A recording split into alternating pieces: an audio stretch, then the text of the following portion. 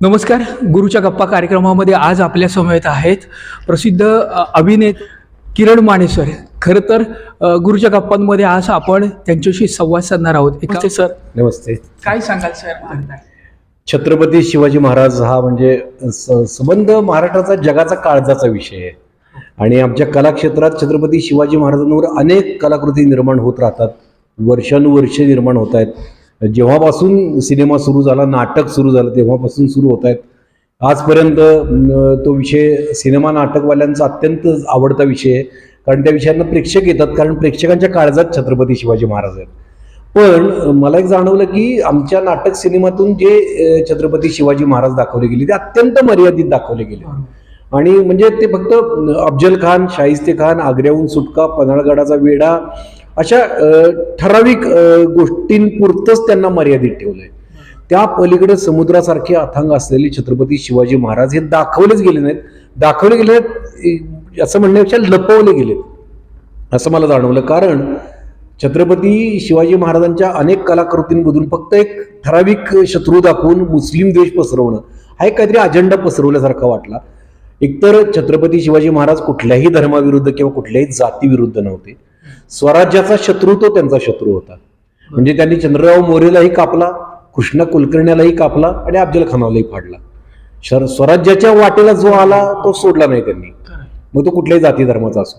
पण सिनेमातून दाखवताना मात्र असंच दाखवलं गेलं की त्यांचे शत्रू फक्त मुस्लिम होते. आणि होते का तर होतेच ना, ते मुघल बादशाह सगळे ते शत्रूच होते, पण अनेक शत्रू त्या बरोबर त्यांचे होते.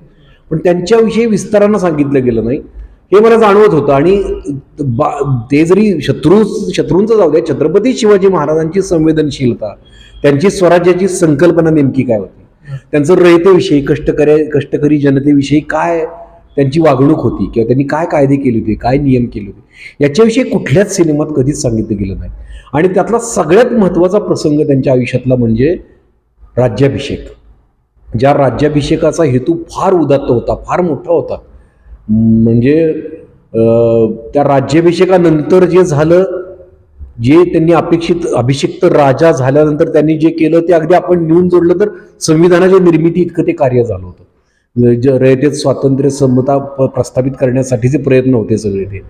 आणि हे कायम लपवलं गेलं की राज्याभिषेक राजांना का करावासा वाटला. राज्याभिषेक करताना, राज्याभिषेकाचा निर्णय जाहीर केल्यानंतर काय अडथळे आले आणि ते अडथळे कुणी आणले आणि ते अडथळे कसे पार केले महाराजांनी. ते अडथळे पार केल्यानंतर महाराजांनी राज्याभिषेक करवून घेतला. तो राज्याभिषेक करून घेतल्यानंतर त्याचा फायदा घेऊन राजांनी कुठले असे निर्णय घेतले याच्याविषयी कधीच विस्तारानं सांगितलं गेलं नाही. खरं सर, किरण सर, मला हे जाणून घ्यायचं आहे की ही संकल्पना नेमकी कशी सुचली आणि हे प्रत्यक्ष स्वरूपात आणण्यासाठी तुम्हाला नेमकं काय काय प्रयत्न तुमचे केलेले आहेत. ही सुचली ते याच्यातूनच सुचली की असं काय येत नाही आपल्या रंगभूमीवर, या गोष्टी काय येत नाहीत. किंवा मग ते मला वाटलं की कोणाची तरी दहशत आहे, छुपा धाक आहे की असलं काही आणू नका. कारण राज्याभिषेक तुम्ही नाटका सिनेमात बघितला तर अगदी उत्सवच दाखवतात, जल्लोष दाखवतात. उत्सव तर होताच, कारण आपला राजा छत्रपती होणार होता. पण तो इतका साधा सोपा होता का राज्याभिषेक? तर नव्हता. अडथळ्यांचा प्रवास होता, काट्यांनी भरलेला प्रवास होता, राजांच्या मनाला असंख्य यातना देणारा प्रवास होता. तो का लपवला जातोय? आणि मग माझ्या मनात ही कल्पना आली की आपण हे केलं पाहिजे. मी परिवर्तन या चळवळीतला कार्यकर्ता पण आहे, पण मी अभिनेता पण आहे. आणि अभिनेता म्हणून माझा श्वास आहे अभिनय. हा अभिनय हे माझा ध्यास आहे. म्हणजे मी राजकारणातली कितीतरी मोठी मोठी पदं धुडकावलेली आहेत, मला फक्त अभिनय करायचा आहे म्हणून. मला अभिनेता होण्यात जास्त रस आहे मला. तर मी ठरवलं की मला जर अभिनेता म्हणून माझ्या राजांची खरी स्टोरी मांडता आली तर माझ्या आयुष्याचं सार्थक होईल. बऱ्याच जणांच्या भावना दुखावल्या जातात आणि हे खूप प्रकर्षाने आपल्याला अलीकडच्या काळात जास्त जाणवत आहे. या अनुषंगाने काय सांगा? हल्ली ते भावना दुखावण्याचं प्रमाण फार वाढलेलं आहे. त्या भावना दुखावणाऱ्यांसाठी तर खूप काळजी घ्यायला लागते. म्हणून मी इतिहासकार इंद्रजित सावंत सर, हे खूप महत्वाचं नाव आहे, त्यांना या प्रोजेक्टमध्ये बरोबर घेतलं. आणि त्यांचा छत्रपती शिवाजी महाराजांच्या चरित्राचा गाढा अभ्यास आहे. त्यांना इतिहास लेखन शास्त्र अवगत आहे की नुसते पुरावे मिळवून उपयोग नसतो, त्या पुराव्यांची छाननी करणं, त्याची सत्यासत्यता पडताळणं, त्याचे रेफरन्सेस लावून त्याचा अन्वय अर्थ काढणं हे फार अवघड काम असतं, जे इंद्रजित सावंत सरांना फार लिलया जमतं आणि ते त्यांनी सिद्ध केलेलं आहे. तर त्यांना बरोबर घेतलं. तर त्यांना बरोबर घेतल्यानंतर ते सुद्धा खूप खुश झाले की ते म्हणते की आतापर्यंत आम्हाला इतिहासकार म्हणून एखादा सिनेमा आम्ही बघतो महाराजांवरचा, तर आम्हाला कळतं की यात 95% लिबर्टीच्या नावाखाली काही घुसडलंय आणि 5% फक्त सत्य आहे. म्हटलं सर आपण असं कलाकृती निर्माण करायची की ज्यात 5% लिबर्टी घेऊया आपण, ज्या लिबर्टीतून कुणालाही हार्म नसेल, धोका नसेल, अशी लिबर्टी घेऊया, पण 95% सत्य मांडूया. आणि मग माझ्या डोक्यात ही कल्पना आली. मग सतीश तांदळे नावाचा एक लेखक मित्र आहे माझा, दिग्दर्शक विनायक कोळवणकर, हे सगळे आले आणि इंद्रजित सावंत सर, आम्ही सगळ्यांनी बसून चर्चा सुरू झाल्या. एक 8-9 महिन्याची प्रोसेस होती. आम्ही सगळे इतिहासातले संदर्भ राज्याभिषेकाच्या संदर्भातले वाचले, अगदी जुने बखरींपासून सगळं वाचलं. सभासदाची बकर असेल, अगदी सेजवळकर सेतू माधवराव पगडी, वासी बेंद्रेंपासून इतिहासकार गुरुवर्य कृष्णराव केळुसकरांपासून अगदी आत्ता डॉक्टर नीरज साळुंखे, इंद्रजित सावंत सर यांच्यापर्यंत अनेक इतिहासकारांच्या नोंदी याच्या विषयीच्या वाचल्या. त्यातून एक नाट्य उभं केलं. पण नाट्य उभं करताना मला हे करायचं होतं की सर्वसामान्य प्रेक्षक बघायला नंतर त्याचं मनोरंजन झालं पाहिजे. मनोरंजन करत करत करत त्याच्या मेंदूला काहीतरी खाद्य मिळालं पाहिजे. तर मग यात गाणी आली, गाणी, नृत्य, वाद्यमेळ, कथा आणि नाट्य, असं खळखळून हसवणारं नाट्य पण आहे, तुम्हाला इमोशनल करणारं, रडवणारं, भावनिक करणारं नाट्य सुद्धा आहे आणि गाणी सुद्धा आहेत. असं सगळं मग खूप मी मातीतले कलाकार घेतले, गावखेड्यातले कलाकार शोधले, चांगले गायक शोधले, चांगले वादक शोधले, चांगले संगीतकार ऋषिकेश देशमाने, श्रीनाथ म्हात्रे ही त्यात इन झाले आणि एक चांगली कलाकृती आकार घ्यायला लागली, जी आज उभी राहिली. कोल्हापुरात हाऊसफुल प्रयोग झाले, पुण्यात हाऊसफुल प्रयोग झाले आणि आता आपल्या राजधानी साताऱ्यात मी हे घेऊन आलोय. 25 जानेवारीला संध्याकाळी 7 वाजता शाहू कला मंदिरला प्रयोग आहे आणि 26 जानेवारीला संध्याकाळी 7 वाजता टाऊन हॉल कराडला प्रयोग आहे. तर आपल्या या नाट्यकृतीची नावाची सुरुवातच द किरण माने शिवराज्याभिषेकाची स्टोरी अशा पद्धतीचं आहे. नेमकं काय सांगाल त्या अनुषंगाने? द किरण माने शो या टायटल अंतर्गत अनेक तुम्हाला इतिहासातले आम्ही पैलू सांगणार आहे.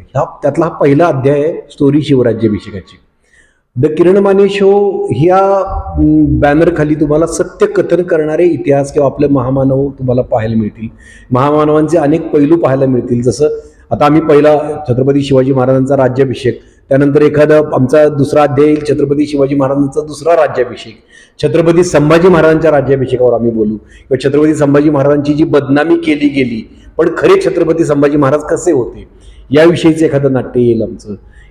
डॉक्टर बाबासाहेब आंबेडकरांची संविधान निर्मिती किंवा भारतातल्या प्रत्येक नागरिकासाठी त्यांनी केलेलं काम, बहुमोल काम, याच्याविषयी आमचं एखादे डॉक्टर बाबासाहेब आंबेडकरांविषयी एखादी कलाकृती येईल. संत तुकारामांचं वैकुंठ गमन त्याच्यावरची एखादी कलाकृती येईल. द किरण माने शो हे आमचं बेसिक टायटल राहील आणि त्या टायटलखाली अनेक स्टोरीज आता हळूहळू येतील आणि ज्या अशा संगीतमय असतील, वेगवेगळे फॉर्म्स असतील.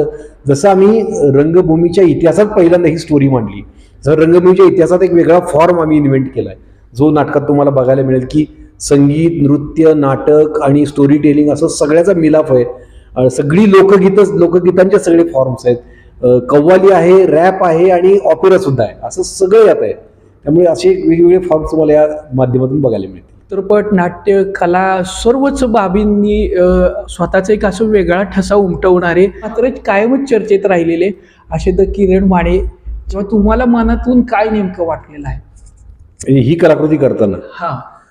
एकतर अभिनेता म्हणून मी काहीही करताना, अभिनेता म्हणून प्रचंड समाधानी असतो की मी एकतर अभिनय करतोय, अभिनयाच्या क्षेत्रात आहे. तुम्हाला जसं म्हणलं की मी इतर क्षेत्रात अनेक संधी असताना मी त्या डावलेल्या आहेत, कारण मला अभिनय करायचा आहे. ते अभिनयातला कुठलाही फॉर्म करताना मी आनंदीच असतो. पण यावेळी माझा आनंद म्हणजे आनंद पोटात माझ्या माईना किंवा म्हणजे एवढा आनंद की जो समुद्र एवढा आनंद आहे, कारण माझ्या राजांच्यावरची ही कलाकृती आहे आणि माझ्या राजांचा सत्य इतिहास सांगणारी ही कलाकृती आहे. मग माझे राजे छत्रपती कसे झाले हा प्रवास सांगणारी ही कलाकृती आहे आणि अभिनेता म्हणून मी त्यातून उभा राहतोय द किरण माने शोच्या मार्फत. त्यामुळं हा आनंद जो मी शब्दात व्यक्त करू शकत नाही आणि त्याचा पहिला प्रयोग माझ्या मायभूमीत असणं, ज्या स्टेजवर मी पहिल्यांदा उभा राहिलो अभिनेता म्हणून, त्या स्टेजवर मी प्रयोग करतोय शाहू कला मंदिरमध्ये, तो वेगळाच आनंद आहे. त्या आनंदाचं वर्णनच होऊ शकत नाही. नाट्यानुभवाच्या माध्यमातून हा फॉर्म किरण माने सर आपल्या सर्वांसाठी घेऊन आलेले आहेत. त्यांच्या या कलाकृतीसाठी आपण मनापासून शुभेच्छा देऊयात. त्यांनी आपल्याला त्यांचा अमूल्य वेळ दिला, आपल्याशी संवाद साधला, त्याबद्दल माने सर आपलं मनापासून आभार. धन्यवाद.